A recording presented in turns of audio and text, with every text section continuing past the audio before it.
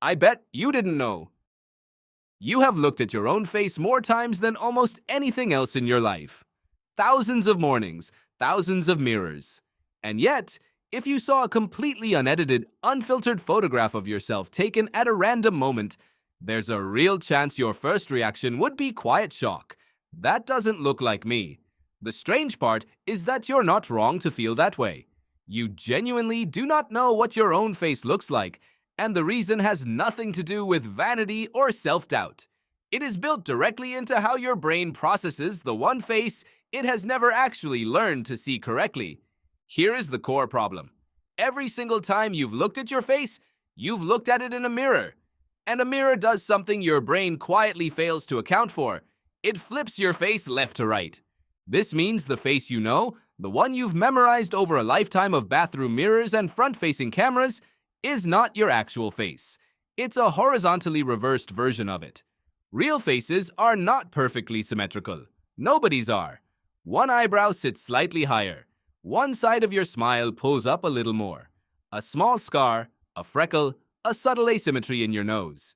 In your mirror image, all of that sits on the opposite side from where it actually is in real life.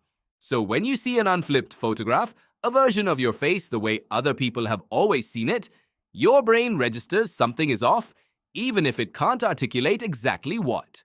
Psychologists call this the mere exposure effect colliding head-on with a mismatch in familiarity. You're not unfamiliar with your face, you're unfamiliar with the correct orientation of it. This alone would be disorienting enough.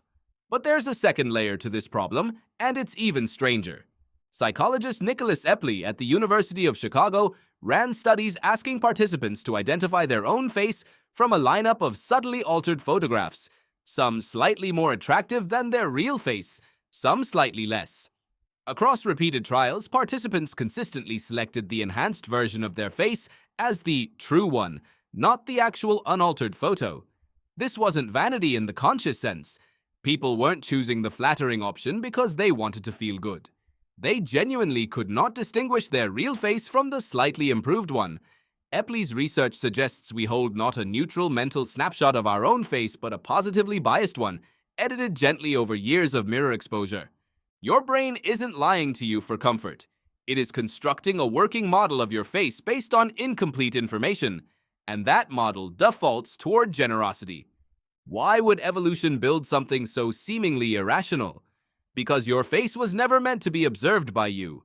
From a survival standpoint, the human face evolved as a tool for communicating outward, expressing fear, trust, anger, and submission to other people in your social group. Reading other faces accurately was essential. Your ancestors needed to detect a threatening expression or a friendly one in a fraction of a second. But there was no equivalent evolutionary pressure to perceive your own face with precision, because for the overwhelming majority of human history, you never saw it at all. Polished metal, calm water, and eventually crude glass mirrors are relatively recent inventions on an evolutionary timescale. Your brain simply never developed specialized machinery for objectively evaluating your own appearance because it never needed to.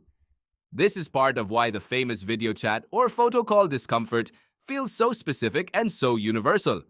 When you see yourself on a video call, you're seeing your face the right way around for once, unflipped, the way everyone else has always seen you. Combined with unfamiliar lighting, an unflattering camera angle, and the small delay or distortion most webcams introduce, your brain is suddenly confronted with an unfamiliar arrangement of a face it thought it knew intimately. The unsettling feeling isn't really about looking worse. It's about looking correct for what might be one of the first times in your adult life. There's an additional twist that makes this even more layered. Neuroscientist Margaret Livingston, who studies visual perception at Harvard, has shown that the brain doesn't process faces as a single unified image the way a camera does.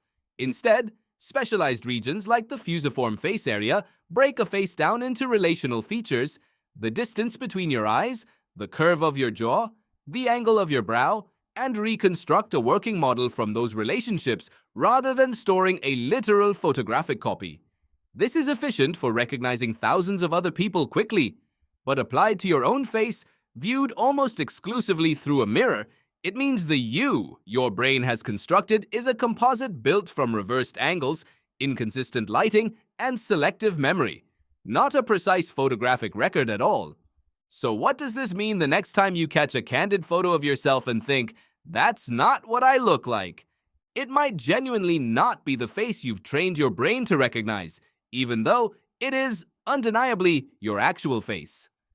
Other people have never experienced this confusion about you because they've only ever seen the real, unflipped version. The dissonance is entirely yours, a private optical glitch built from decades of mirrors, generously edited self-perception, and a brain that was simply never asked to get this particular task exactly right. You have looked at your own face more times than almost anything else in your life. And in a strange, quietly humbling way, you've never actually seen it the way everyone else does. If you learned something new, be sure to like and follow for more facts and stories.